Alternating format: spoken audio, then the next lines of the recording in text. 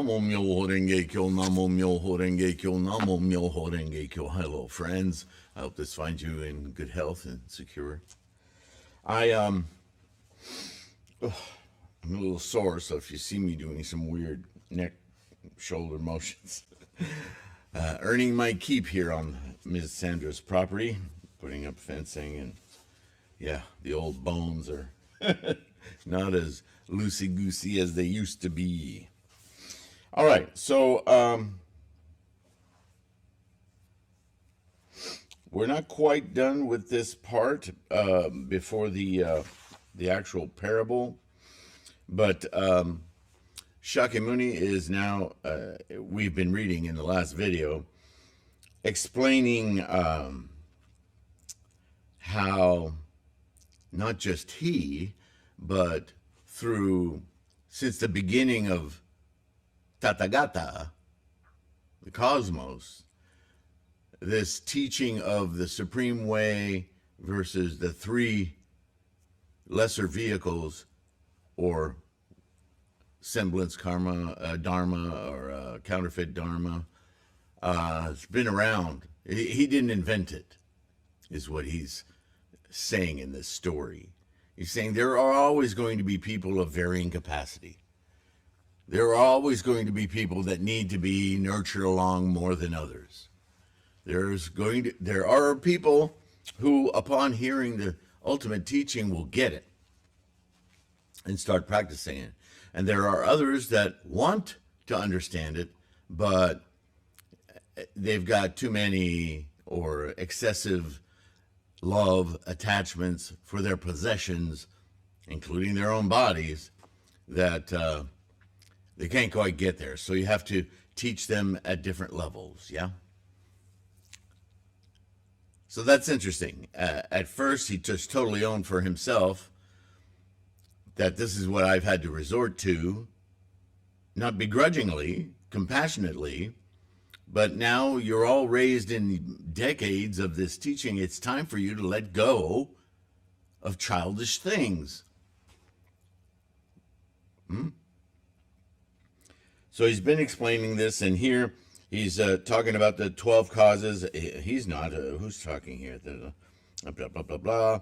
Yeah, the Brahma kings spoke, and they're talking about the different levels of teaching, right?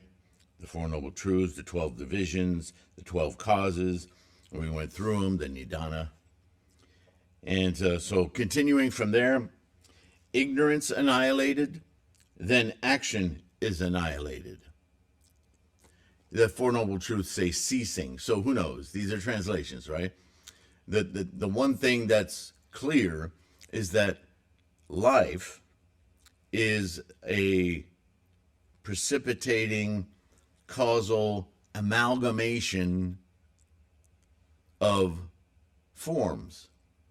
Through formations from energy, forms, the realm of forms come about, and they attract and stack on one another until eventually the complexity is such that human beings with sentient minds are born, yes?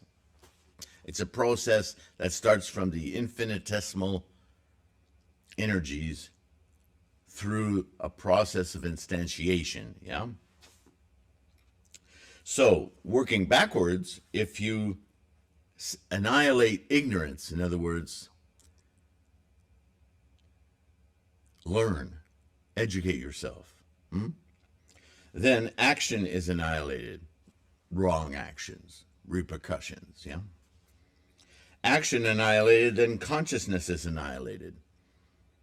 So if you stop making these causes that influence or just carry along your tendencies without direct influence from something like, I don't know, Buddhahood, then you're going to continue to think up, to conjure up through samsaric mind these possessions. Once consciousness annihilated, then name and form are annihilated. You see, that consciousness he's talking about isn't all consciousness. It's the 8 consciousnesses that conjure from name and form. This is that, that is this. That's identification, remember? Name and form annihilated, then the 6 entrances are annihilated. The 6 entrances annihilated, then the contact is annihilated. Contact annihilated, then sensation is annihilated. Finally, we've bored down into the skandhas. Sensation annihilated, then desire is annihilated, craving and clinging. Desire annihilated, then clinging is annihilated. Clinging annihilated, then existence is annihilated. And existence annihilated, then birth is annihilated. Birth being annihilated, then are annihilated old age, death, grief, lamentation, suffering, and distress. This is a longer version of what stands behind the Four Noble Truths. All life is suffering. Why?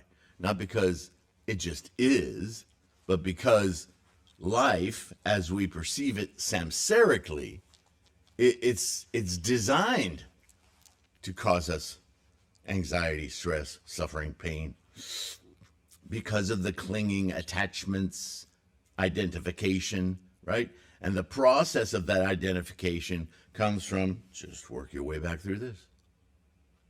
It's like I said before, it's not that we're flawed or that we're bad beings. Our very existence, it owes to this process of clinging and amalgamation. We wouldn't be here without it. So of course it's our default position. Buddha isn't saying we're bad people or dumb for doing that. It's our nature. But in our sentient mind, there is yet another nature that we never tap into because we're too busy collecting possessions. People, thoughts, ideas, cars, motorcycles, guitars, houses, friends, lovers. It's all identification. And life as human beings goes on this way. But we have another consciousness. And we just don't pay attention to it. Every now and again we get, I have a feeling. Or something's telling me. Or there's a little voice in my head. Yeah, we know it's there. We just don't develop it. What is it? The 9th consciousness, Buddhahood, the open Buddha eye that isn't affected or influenced by all that possession and identification. It's a completely different way to experience, moment to moment, life. That's Buddhism. When the Buddha taught this law amidst the universal realms of influence, men in the great host, 600 myriad kotis of nayutas of people, without being subject to all the temporary laws, the conjured ones, the samsaric laws, had their minds freed from faults, all obtaining the profound priori meditations, the 3 clear views, and the 6 transcendent faculties, and accomplishing the 8 emancipations. Those are just a bunch of words referring to awakening that 9th consciousness, opening the eye. Suddenly, everything took a whole different order of being.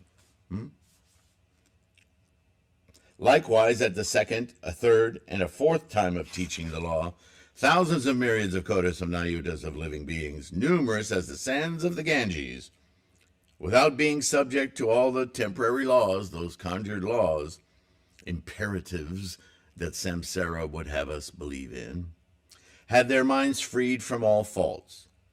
From this time forth, the host of his Shravakas was immeasurably and boundless, beyond expression in numbers.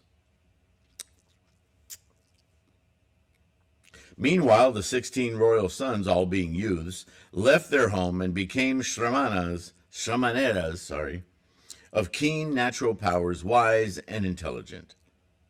They had already served hundreds of thousands of myriads of kotis of Buddhas, purely practiced Brahma conduct, the highest moral and ethical conduct, yeah? You can look up Brahma Conduct in Buddhism Reference Volume 2 or Buddhism Reference for definition. And they sought perfect enlightenment.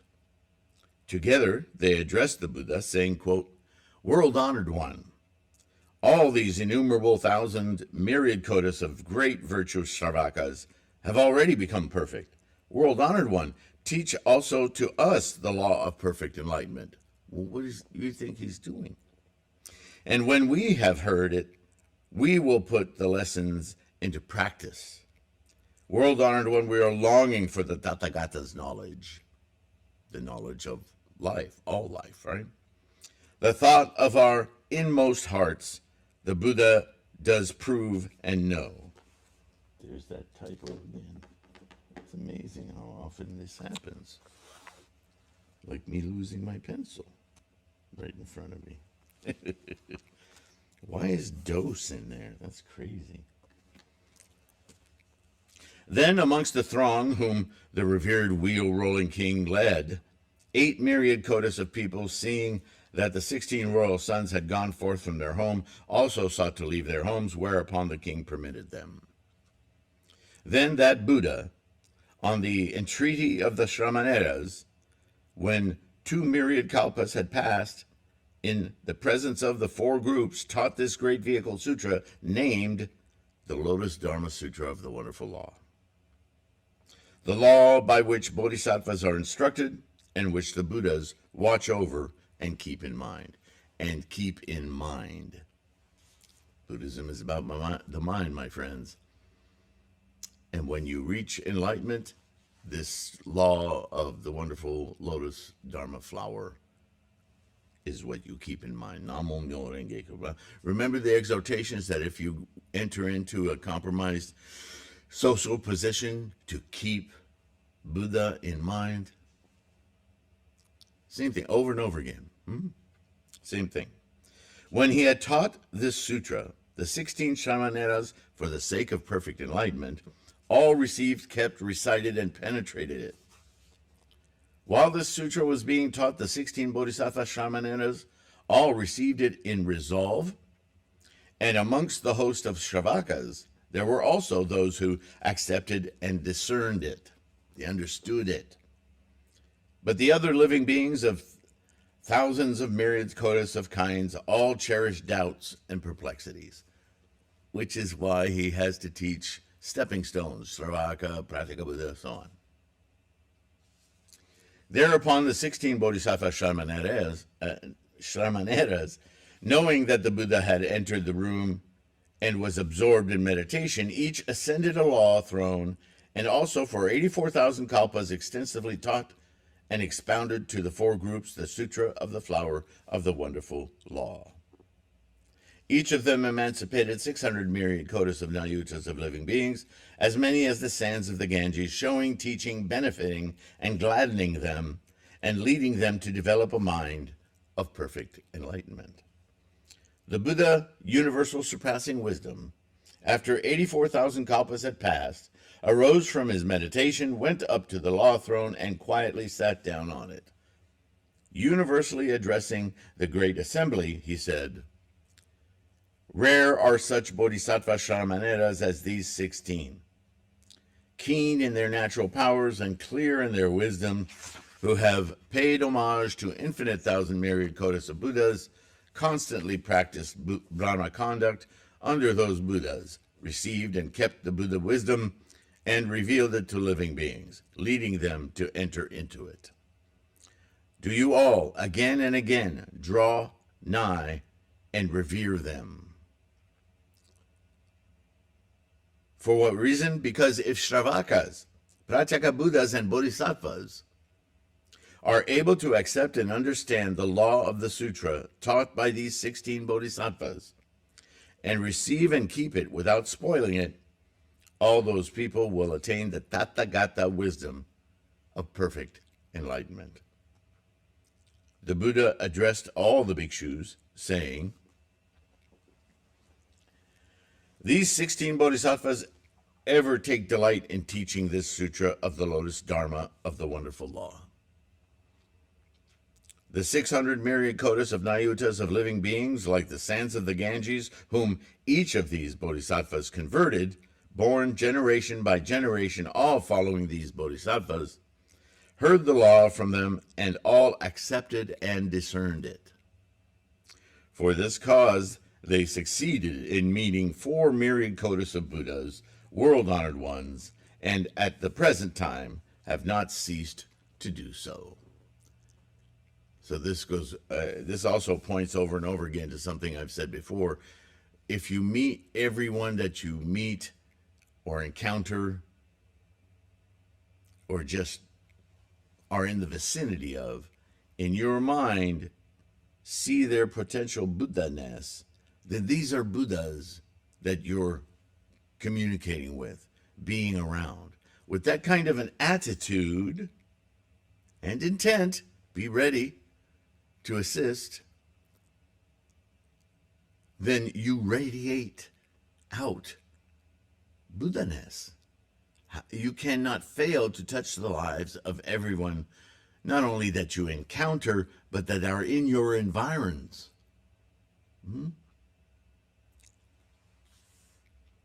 Bhikshus and bhikshunis, I tell you now, that Buddha's disciples, the 16 Shramaneras, have all attained perfect enlightenment, Anuttara Samyak Sambhulai, even though we're still calling them bodhisattvas, right? Because they're here, they're physical beings.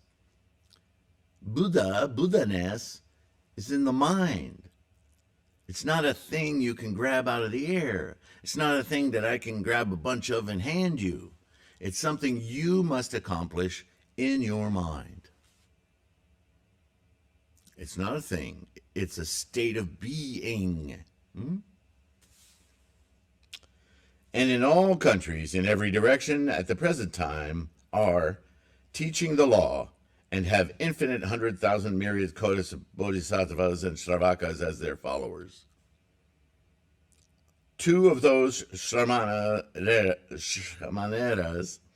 became Buddhas in the eastern quarter, one named Akshobha, remember the king Akshobha, in the kingdom of joy, the other named Sumeru Peak. Of the 2 Buddhas in the southeastern quarter, one is named Lion Voice, the other one Lion and Sign. Of the 2 Buddhas in the southern quarter, one is named Space Dweller and the other Eternal Extinction. Of the 2 Buddhas in the southwestern quarter, one is named Imperial Ensign and the other Brahma Ensign.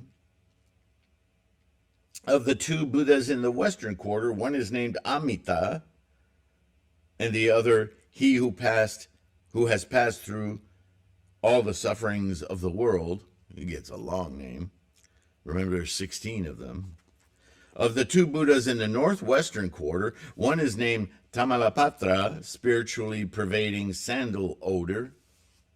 The other Sumeru Sign. Of the 2 Buddhas in the northern quarter, one is named Sovereign Cloud and the other named Sovereign Cloud King, and the Buddha in the northeastern quarter is named Destroyer of all the world's fear. And the 16th is me, I myself, Shakyamuni Buddha, who have accomplished perfect enlightenment in the Saha domain. So I knew this sounded kind of autobiographical, didn't it? And there it is. He's identifying himself as being one of the 16 sons of this story, this storied Buddha. Basically, he's saying, this is how Tathagata wisdom came upon me, right? Bhikshus and bhikshunis, when we were Shramaneras, each of us taught and converted infinite 100,000 millions kotas of living beings, numerous as the sands of the Ganges, and those who heard the law from me attained perfect enlightenment. Amongst these living beings, down to the present, there are some who still remain in the stage of Shravaka. I constantly instruct them in perfect enlightenment so that all these people will, through this law, gradually enter the way of Buddhahood. But they haven't done so far, so I'm having to really with this ultimate teaching, put the law down, so to speak, right?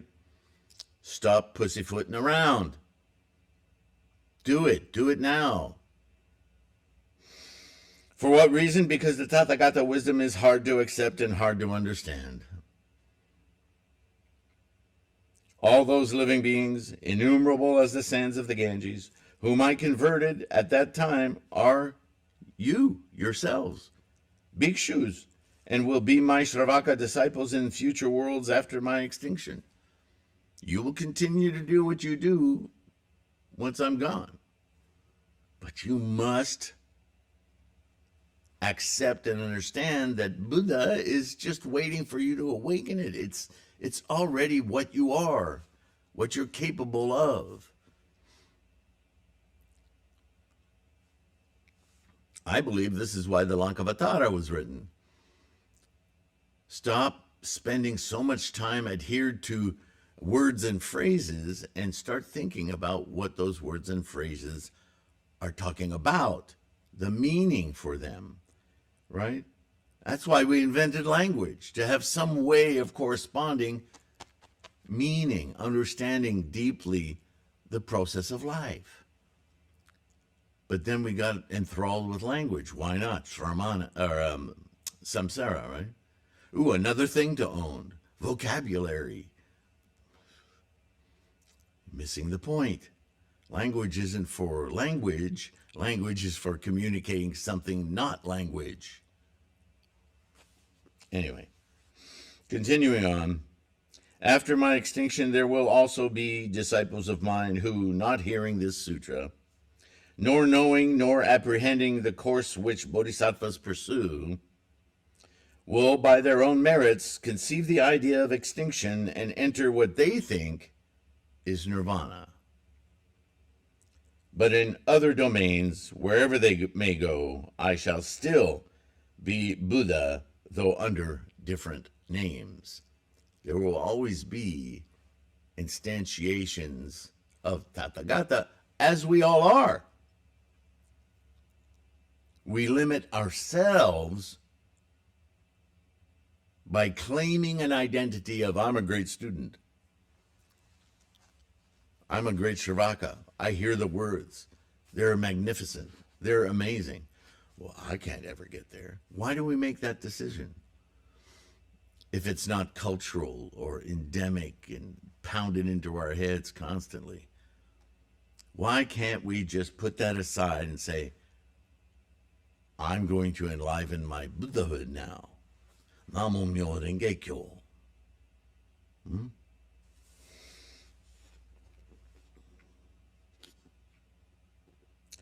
These people, though they conceive the idea of extinction and enter what they call nirvana, yet in those lands will seek after the Buddha wisdom and succeed in hearing this sutra. Only by the Buddha vehicle will they attain real extinction, real nirvana. There is no other vehicle except the tactful teachings of the Tathagata, bhikshus. If the Tathagata himself knows that the time of nirvana has arrived and the assembly is pure, firm in resolve and discernment, penetrated with the law of the empty, profound in meditation, then he will gather together all bodhisattvas, shravakas, to teach this sutra to them. In the world, there is no second vehicle to attain extinction. There is only the one Buddha vehicle for attaining extinction, complete and perfect enlightenment. Know, bhikshus and bhikshunis, the tact, skillful means or expedient devices, of the Tathagata reaches deeply into the natures of all beings and knows that they are bent on the pleasures of trifling things and deeply attached to the 5 desires, skandhas. Or some of you may know the skandhas as the 5 aggregates, same thing. For the sake of these, he teaches an interim nirvana. I make a note here. This is the false nirvana of freedom from the skandhas, rather than the full extinction defined as true nirvana. You see the difference, right? If they hear it, they will receive and take resolve in it. So now I have a larger note. This is the turning point of the semblance or counterfeit Dharma. This is employed by the Buddha as an expedient device to inspire the monks to continue on their journey on the path to enlightenment. Unfortunately, these monks take the respite as a validation for their egotistical accomplishment as the end goal of their practice. No, this is a rest period. No, I see where all this hard work is taking me. This makes it easy for them to maintain their fundamental attachment to this physical body as a vessel for the ego, soul, etc., whatever you want to call it. Identity. Full extinction comes of liberation from all 8 consciousnesses and ideas of a bodily self. Buddhahood is the goal achievable in this life, but for this false nirvana, the goal of Buddhahood would be pushed into some fantasy of future lifetimes, reincarnations, or special places like Amida's Pure Land as other than here and now. Right? I'll say it again. Nichiren railed against the Nembutsu chanting Amida Buddha's name because they were all tacitly accepting that enlightenment, the Pure Land, whatever, cannot occur in this lifetime. It must be in future lifetimes. Or at very least, after this death, meet Amida and be taken to his Pure Land. That's religious thinking. That's magical thinking. It's nonsense. It's not Buddhism. Buddhism has always been about this life and living it to the full. That's what Siddhartha set out to do. This following parable illustrates the intended goal of this false nirvana, or interim nirvana, to offer those who had been practicing for decades a respite on their path to relieve their doubts and weariness, to re-energize them to continue the path to the final goal of Buddhahood quickly in this lifetime. So here we go, the parable. And where are we time-wise? Yeah, we can get into it.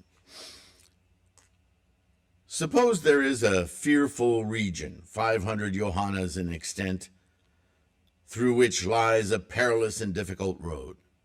Now remember, our yohana is thought to be about 8 miles. So 500 times 8 miles, that's a long distance, right? Especially if you don't own a Tesla. And so there's this perilous and difficult road that you have to take to get there. Far from the abodes of men. Suppose there's a large company wishing to pass along that road to the place of jewels. And they have a guide, wise and astute, who knows well the perilous road, where it is open and where closed, and who leads the company that wish to cross this arduous region. So this is either a Bodhisattva Mahasattva, somebody like one of the 16 sons, or an actual Buddha. Suppose the company he leads become tired on the way, and they say to the leader, "We are utterly exhausted, and moreover, we're getting afraid and cannot go any further. I don't care how wonderful this goal of Buddhahood is. I'm perfectly happy being a Saraka or Pratyeka Buddha or a just plain old Bodhisattva. I can teach this." The road before us stretches far. We've got a long way to go yet. Let us turn back. The leader, a man of much tact, reflects thus.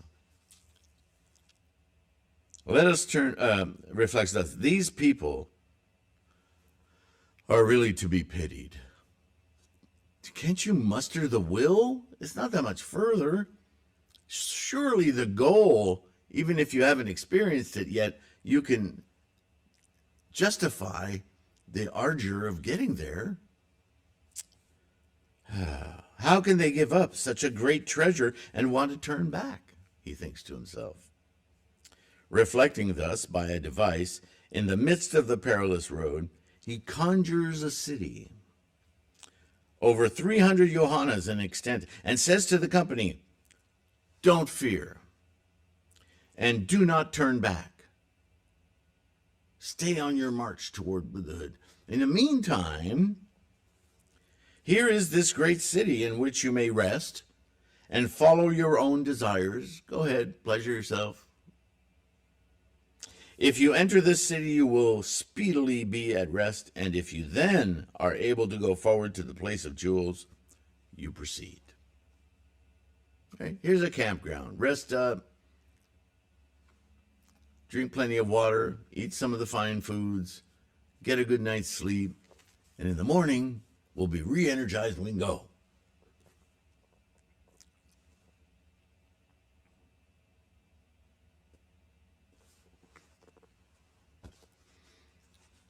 Thereupon the exhausted company greatly rejoice in their minds, and praise their unexampled fortune.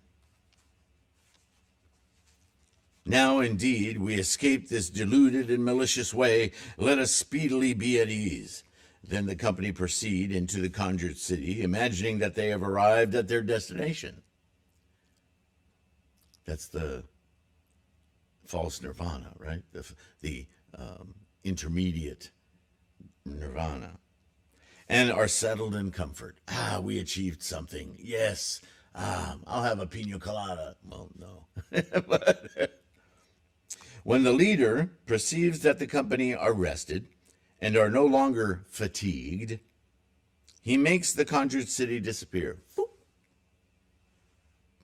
People who were laying in Shay's lounge are now laying on the desert ground. And he says to the company, "Come along, all of you, the place of jewels is at hand. I only created this past large city for you to rest in. But now that you're rested, don't you think we can go the rest of the way, get to the goal?" Bhikshus, so it is with the Tathagata. At present, he is your great leader, acquainted with all the distresses and deluded and malicious, the perils, and the long-continued process of mortality, from which you must be rid and removed.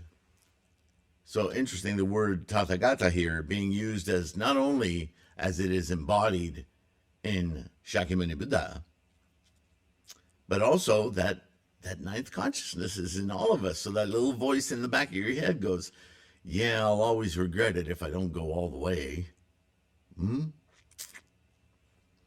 If living beings only hear of one Buddha vehicle, they will not desire to see the Buddha nor wish to approach him, but think thus: the Buddha way is long and far. Only after a long suffering of arduous labor can the end be reached. The Buddha, knowing that their minds are feeble and low, by his tact, when they are on the way, to give them rest, teaches the 2 stages of nirvana. If those beings dwell in these 2 stages, then the Tathagata proceeds to tell them, "You are not yet accomplished your task. The place where you are dwelling is near the Buddha wisdom. Take note and ponder that the nirvana which you have attained is not the real one. It is only that the Tathagata, through his tactfulness, expedient devices, in the one Buddha vehicle discriminates and speaks of 3. It is just as when that leader, in order to give rest to his company, conjured a great city, and after they are rested informs them, saying, 'The place of jewels is at hand. This city is not real, but only my conjured production.'" I have a little note here. Now Shakyamuni makes absolutely clear that this false nirvana was indeed a simple device to inspire further effort, and not a final outcome of Buddhist practice. At that time, the world-honored one, desiring to proclaim this teaching over again, spoke thus in verse: "The Buddha, universal surpassing wisdom, for 10 kalpas sat on the wisdom throne. The Buddha law still unrevealed. still unaccomplished the Buddha way. Heavenly universal realms of influence and dragons, kings, asuras, and other beings, all the realms, constantly rained celestial flowers to pay homage to that Buddha. The universal realms of influence beat their celestial drums and made all kinds of music. Fragrant breezes sweep away the faded flowers while raining others of fresh beauty. There's a repetition here, you hear, right? When 10 minor kalpas had passed, then he accomplished the Buddha way. Universal realms of influence and men in the world all were ecstatic in mind. The 16 sons of that Buddha, all with their followers, thousands of myriads of kotis around them, all went to the Buddha, bending low at the Buddha's feet. They begged him to roll the law wheel. Revered lion, with reign of the law, fill us all and all the others. Hard it is to meet a world-honored one, right? An instantiation, a human instantiation of Tathagata, Buddha. He appears but once in long ages, and then to awaken the living, he shakes all things. Rattles you loose, right? You ever do that to somebody? Hey, come to, right? In the worlds of the eastern quarter, 500 myriad kotis of domains, Brahma palaces shone with light such as never was before. All the Brahmas, seeing this sign, sought till they reached the Buddha. They honored him, strewing flowers, and offered him their palaces, entreating him to roll the law wheel and extolling him in verse. The Buddha, knowing the time had not yet come, received their entreaty, but sat in silence. From 3 other quarters and 4 directions, the zenith, the nadir, they likewise came, strewing flowers, offering their palaces, and begging the Buddha to roll the law wheel. Hard it is to meet a world-honored one. Be pleased in your great compassion, widely open the gates of the sweet dew, and roll the supreme law wheel, the world-honored one of infinite wisdom, receiving the entreaty of that throng, proclaim for them the various laws of the 4 Noble Truths and the 12 causes. Ignorance unto age and death, all exist because of birth. All such distresses as these, all of you must know. While this law was being proclaimed, 600 myriad kotis of nayutas of beings ended all their distresses, and all became arhats. But they hadn't let go of their bodies yet, yeah? The second time he taught the law, thousands of myriads of sands of the Ganges, not following ordinary methods, also became arhats. From that time forth, the way attainers were incalculable in number. To count them for myriad kotis of kalpas would not reach their end. Then the 16 royal sons who left home as Shramaneras unintendedly entreated the Buddha, proclaimed the law of the great vehicle. We and our companies of followers would all accomplish the Buddha way. We would be like the world-honored one with wise and perfectly pure eyes. The Buddha, knowing his sons' mind and the doings of their former lives, or their former time, by countless reasonings and various parables taught the 6 paramitas, and the supernatural things discriminated the real law of the way of Bodhisattva walks, and taught this law flower Dharma Sutra in verses numerous as the sands of the Ganges. So at first, everyone's turning into arhats, right? Because that's the middle point, that respite. But now seeing the accomplishments of the students, his sons, Buddha, the Tathagata, in human form, Buddha, sees that they're ready to learn the ultimate goal of practice, the Dharma of the Lotus. When the Buddha had taught the sutra, in a quiet room he entered meditation. With concentrated mind he sat in one place for 84,000 kalpas, a long time. All those Shramaneras, perceiving he would not let yet emerge from meditation, to infinite codas of beings expounded the Buddha's wisdom, each sitting on a law throne teaching this great vehicle sutra. So while the Buddha waited, they took the Lotus Sutra and took on their own the impetus to go out and teach it to countless people, everyone they met. They were doing the work of a Lotus Sutra Bodhisattva. And after the Buddha's rest, proclaimed and aided his teaching of the law. The number of living emancipated by each of those Shramaneras was 600 myriad kodas of beings, as many as the sands of the Ganges. They touched a lot of people's minds, yeah? After that Buddha was extinct, those hearers of the law in every one of the Buddha lands were reborn along with their teachers. They became enlightened right along with their teachers, right? These 16 Shramaneras, perfectly practicing the Buddha way, now dwell in the 10 directions, each having attained perfect enlightenment. Those who then heard the law all dwell with the Buddhas. Those who still remain, Shravakas, are gradually taught in the Buddha way. I was amongst the 16, and formerly taught to you. Therefore, by my tactfulness, I lead you on to the Buddha wisdom. Because of this former connection, I now teach the Lawflower Dharma Sutra to cause you to enter the Buddha way. Be careful not to harbor fear. Suppose there be a perilous way, cut off and full of venomous beasts, without either water or grass, a region of terror to men. An innumerable multitude, thousands of myriads, wish to pass along this perilous way, a road indeed far-reaching, through 500 yohanas. Then appears a leader of strong sense and wise, clear-headed, and resolute mind, who in peril saves from all danger. But those people all become exhausted, and speaking to the leader, they say, "We're now weary and worn and want to turn back from here." The leader reflects thus: "These fellows are much to be pitied.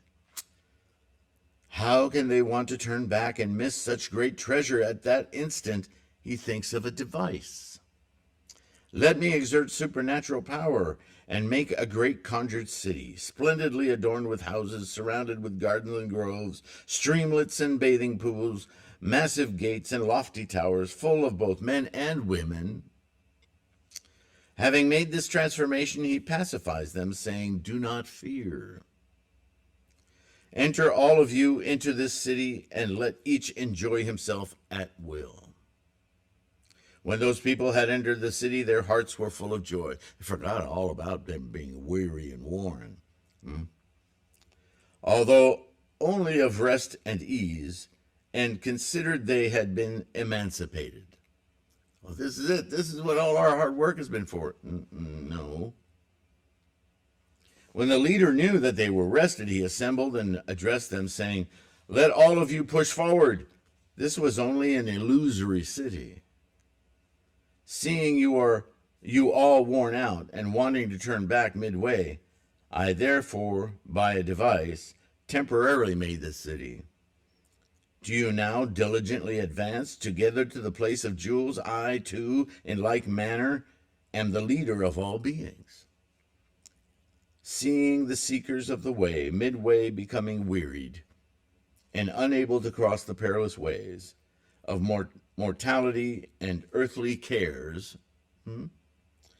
so I, by my tactful powers, for their relief, taught nirvana, saying, your sufferings are ended. You have finished your work.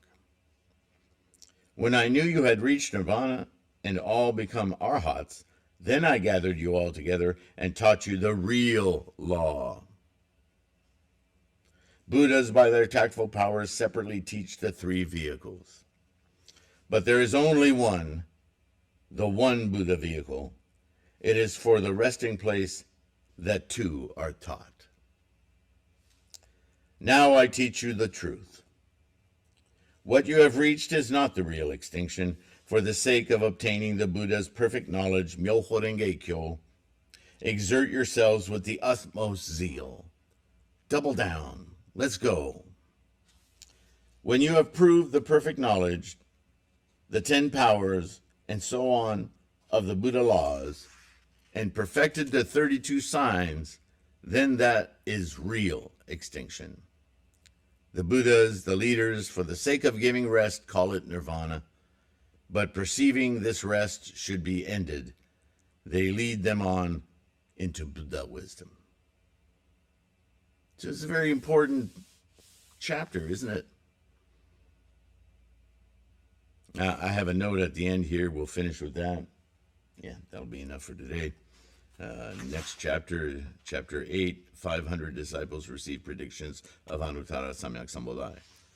500 at a time so far. All right, so what I wrote at the end here is no doubt Nichiren read this as one example of shoju teaching, appropriate for the time and capacity of the people. Further evidence that the time of the latter day, or the latter age, or Japanese Mappo, would be a time of great turmoil and delusion that would require a firm hand and direct teaching to contravene the delusions of the lesser teachings adhered to by those Buddhists of lesser vehicles, let alone divergent religious pollutions of Buddhist teachings, yeah? All right. Thanks for listening. Thanks for being here. We'll get into the next chapter in the next video. In the meantime, much gratitude for all of those who are able, either supporting just by clicking the like button and subscribing. That's the Bodhisattva Act. It helps expand our Sangha. Those of you who have bought and continue to buy the ebooks or print books or mandalas, Namo Myoho Renge Kyo. Thank you. Thank you so much. And patrons who are monthly giving us some much needed financial support. You guys are awesome, right? Universally worthy bodhisattvas, all of you. So stay committed, stay strong in your practice, and of course, to do all of that, please take care of your health. Okay? And I will see you in the next one. Bye for now.